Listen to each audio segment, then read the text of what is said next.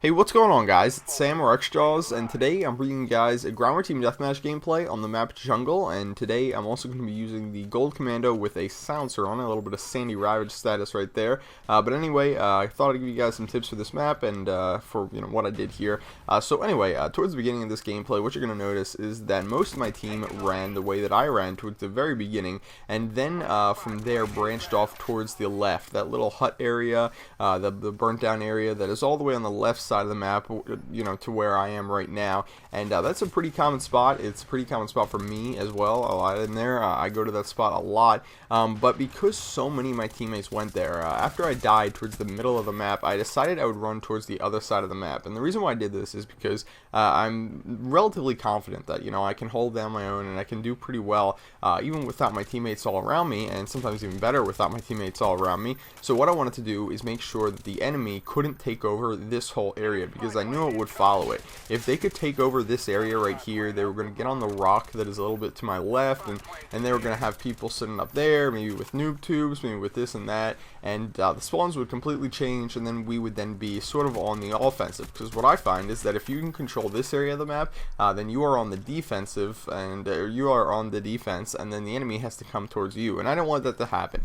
So what I did was I came over here. I noticed that there was already a couple enemies heading over here, so I kind of got towards the back of this area with all these sandbags right here, popped out to the left, popped out to the right, and kind of picked off these guys slowly. I don't think they had a UAV because I didn't have Ghost on, and these guys didn't seem to have a really good idea of exactly where I was, and I also had a silencer which sort of helped that out.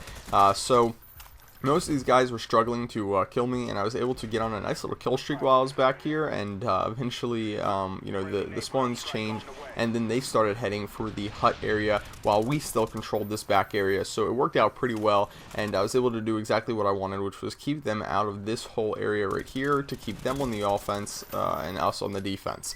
You'll notice that in this gameplay I'm using the kill streaks, the napalm strike, the 8 kill streak, the rolling thunder, and then I got the attack dogs, which I'll get in a little bit here. That's right, no chopper gun or no gunship, even though it's jungle. I decided you guys don't want to see that all the time, so I wouldn't use it.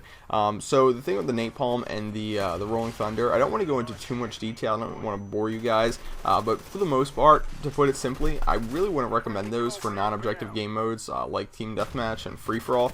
Very simply, they can be used really effectively in objective game modes where the enemy is on an objective, so you quickly call in that the napalm strike or the rolling thunder on where they are. If you don't have a UAV, that's sort of where it kind of becomes pretty effective, and very rarely in team deathmatch are you not going to find the enemy very spread out, unless it's like right at the beginning of the game, and I'm pretty sure you're not going to have a napalm or a rolling thunder right at the beginning of a game when all the enemies are sort of in one area. But when you think about game modes like domination or demolition, you are constantly finding the enemy team all in one general area, an area where you can sort of cordon them off with a kill streak like the napalm strike and like the rolling thunder.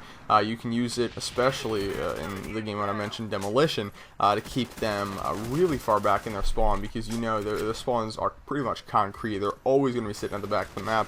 You call a napalm strike right in front of where their spawn is, and there's pretty much like a line drawn that they can't cross, and if they do, they die, and if they don't, they're sitting in the spawn, and they're easy picking offs, they're easy kills like that.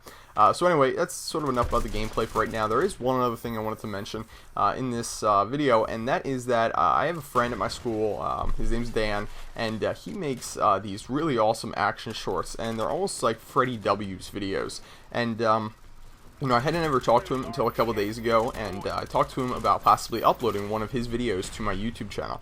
And the thing about the videos that he makes is that they're really awesome, and he also has a YouTube channel, and he doesn't have that many viewers on it, and I think he definitely deserves a lot of subscribers. And I was even like, hey man, I could pay you like some money or something like that. And he pretty much had like the perfect attitude, the cliche attitude that you would expect from someone who really has a passion for what they're doing. And he's like, nah, not doing this for the money. This is something I love. This is something I really want to do, and it shows in the work that he does, shows in the films that he makes.